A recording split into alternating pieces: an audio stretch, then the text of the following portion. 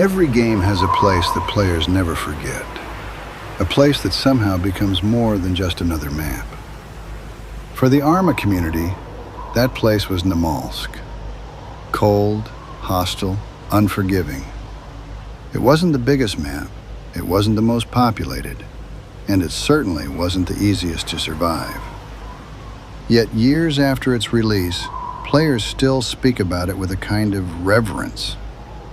Not because of the weapons they found, not because of the battles they won, but because of the stories they brought home. This is the story of Namalsk.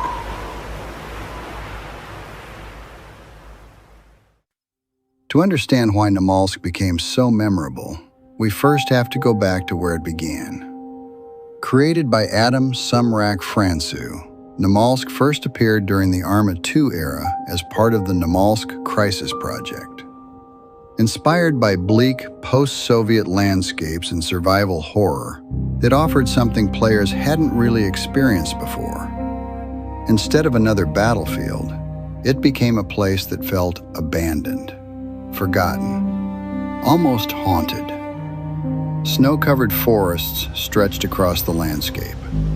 Abandoned military installations hinted at forgotten experiments. Small villages stood silent beneath gray skies. Even when nothing was happening, it never truly felt empty. Namalsk didn't need to tell you a story. It made you imagine one. Most survival games create tension by filling the world with enemies. Namalsk took a different approach. Its greatest enemy was the island itself. Every journey became a calculation. How far could you travel before darkness? Did you have enough food, enough water, enough ammunition? Most importantly, were you warm enough to survive? For once, survival wasn't about finding a better rifle. It was about finding a better coat. Unlike most Arma maps, Namalsk introduced its own temperature and exposure system as a core part of survival. Staying warm wasn't optional. It was often the difference between life and death. Climb too high into the mountains without proper clothing, and your body temperature would begin to fall. Ignore the warning signs, and the cold would finish what no enemy had started. Players learned quickly that fires weren't simply comforting, they were essential. But even that came with a price. A fire gave warmth, it also gave away your position. Every survival decision carried a consequence. Then there was the atmosphere. Long before players spoke about environmental storytelling, Namalsk had already mastered it. The sound of the wind through frozen trees, metal structures groaning in the distance, snow falling softly across abandoned villages, and sometimes strange sounds that couldn't quite be explained. Faint echoes, distant laughter, almost like children playing somewhere beyond the trees. Whether real or imagined, they stayed with you. And then there were the Bloodsuckers. Borrowed from the world of Stalker, these creatures became one of Namalsk's most unforgettable additions. Invisible until they were almost upon you, they hunted by surprise rather than numbers. Often, you heard them before you saw them, and by then, it was usually too late. They didn't appear often. They didn't need to. Just knowing they could be out there changed the way you moved through the forest. If the Bloodsuckers made players fear the woods, the EVR storms made them fear the sky. Without warning, the island could erupt into a violent electrical phenomenon. The sky darkened, the air crackled. Reality itself seemed to distort. Anyone caught in the open had only one option: find shelter, immediately. The storms weren't simply another weather effect. They felt unpredictable, alien. Like the island itself was reacting to something unseen. Even experienced players found themselves sprinting towards the nearest building, hoping they would make it in time. Perhaps that was Namalsk's greatest achievement. Every mechanic worked together. The cold, the storms, the abandoned research facilities, the strange sounds, the ever-present uncertainty. Individually, none of them would have created something legendary. Together, they became an experience players never forgot. Years after leaving the island, players still tell stories about what happened there. Whether every detail happened exactly as remembered is almost beside the point. Like all great places, Namalsk collected its own legends. One survivor remembered it like this.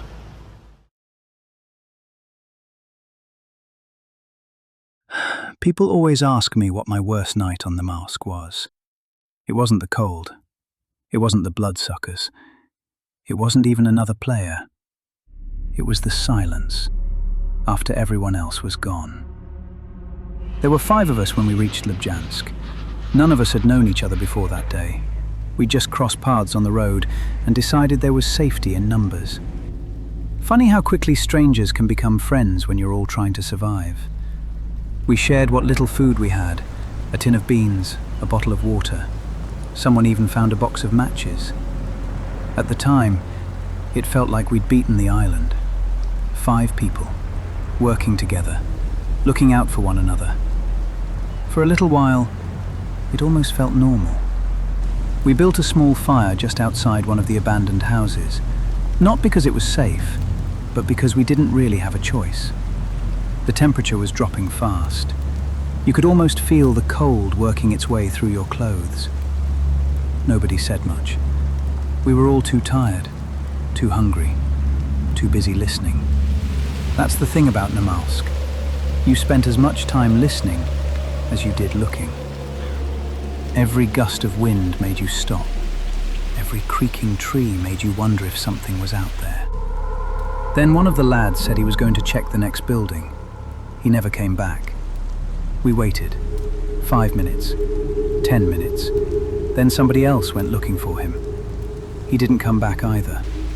No shouting, no gunfire, nothing. Just nothing. The fire suddenly felt a lot smaller. Nobody wanted to admit what we were all thinking. Eventually we packed up and started moving again. There were only 3 of us now. No one said a word. You could feel the tension. Every shadow looked different. Every tree seemed closer than before. We hadn't gone far when we heard a single rifle shot. Just one.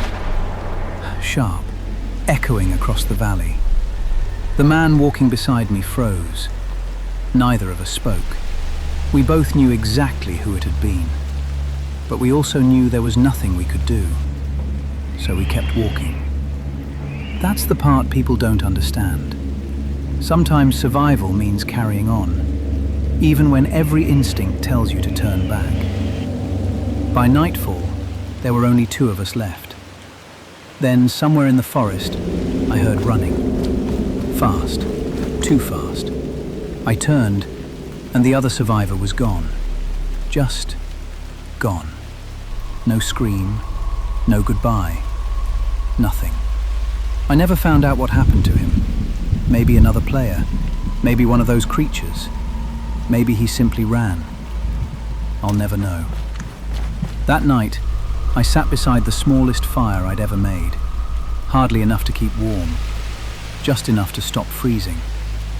I remember staring into those flames, listening to the wind moving through the trees. Every now and then, I'd hear something. Branches moving, snow crunching, something just beyond the edge of the light. I never looked. Sometimes, not knowing is easier. Morning eventually came. The island looked exactly the same. The snow, the trees, the silence, as if nothing had happened. I walked away alone. I survived. But every time someone asks me about Namalsk, that's the night I remember. Not because I almost died, but because it was the night I realized the island didn't have to kill you. Sometimes it just had to leave you alone. Some memories fade with time. Others never quite leave us. One veteran remembered the island differently. People always talked about the Athena bunker. If you were playing on Namalsk for any length of time, sooner or later someone would mention it. Some said it was worth the trip. Others said it wasn't worth the risk. Either way, everyone wanted to see it for themselves. We didn't rush it. We spent the better part of an evening getting ready. Food, medical supplies, extra ammunition, warm clothing, everything we thought we'd need. The bunker wasn't somewhere you wandered into unprepared. Getting there was hard enough. The climb was cold. Visibility wasn't great. Every stop cost us time, and every minute out in the open was another minute the weather could turn against us. By the time we reached the entrance, we were already tired. One of us checked our supplies again. Another watched the tree line. Nobody said much. We'd come too far to make a careless mistake now. The door opened. We headed inside.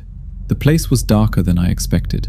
Concrete corridors, emergency lighting, the sort of place that made every footstep echo. We moved slowly, checked every room, covered every corner. Standard procedure. Nothing. At least, not at first. Then one of the guys stopped. Didn't say a word, just stopped. I looked past him. There was a backpack on the floor. Not loot that had spawned in, a player's backpack. Someone had beaten us to it. Nobody knew how long they'd been there. 5 minutes, half an hour. Long enough to make us realize we weren't alone. That changed everything. Every doorway suddenly mattered. Every sound made us stop and listen. The bunker hadn't changed. We had. It's funny. People think the dangerous part is getting to the bunker. For me, the dangerous part started the moment we realized somebody else was already inside. We finished what we'd come to do, didn't stay any longer than we had to, and we left without ever seeing the other player. To this day, I still don't know if they were avoiding us or watching us. Either way, they were there. Sometimes that's all it takes. You don't need a firefight. You don't need gunshots. Just the knowledge that somewhere in the dark, someone else is moving. That's enough. Maps eventually become old. Servers eventually disappear. But stories have a habit of surviving. Today, Namalsk continues to exist in new forms. The map has been recreated. New generations of players continue to discover it. Yet many veterans still argue that nothing quite captures the feeling of those early years. Perhaps they're right. Or perhaps it's simply impossible to recreate the feeling of experiencing something for the first time. It reminded players that survival wasn't guaranteed, that nature could be every bit as dangerous as another human being, and that sometimes the greatest stories are the ones where simply making it home was enough. Long after you've forgotten the weapon you were carrying, you'll still remember the walk through the snow. You'll still remember the sound of the wind. You'll still remember checking the horizon, hoping nothing was watching you. Some places aren't remembered because they were won. They're remembered because they were survived. Not every map becomes a legend. Some are remembered for a while, before slowly fading away. Others leave a mark that lasts far longer than anyone expected. Namalsk was one of those places. It proved that survival wasn't only about weapons. It was about preparation, patience, and respecting the world around you. Long before survival games became fashionable, Namalsk showed what they could be. It understood something many games still struggle to capture: that atmosphere can be every bit as important as gameplay, and that sometimes the environment itself can become the greatest enemy. For many players, Namalsk wasn't simply another place to loot. It was a place that demanded respect. A place where every journey felt uncertain, every decision mattered, and every successful return felt earned. Perhaps that's the greatest legacy Namalsk ever left behind. Not the map itself, but the stories people still tell about it. Because in the end, the greatest adventures aren't measured by the loot we found or the enemies we defeated. They're measured by the moments we never forgot.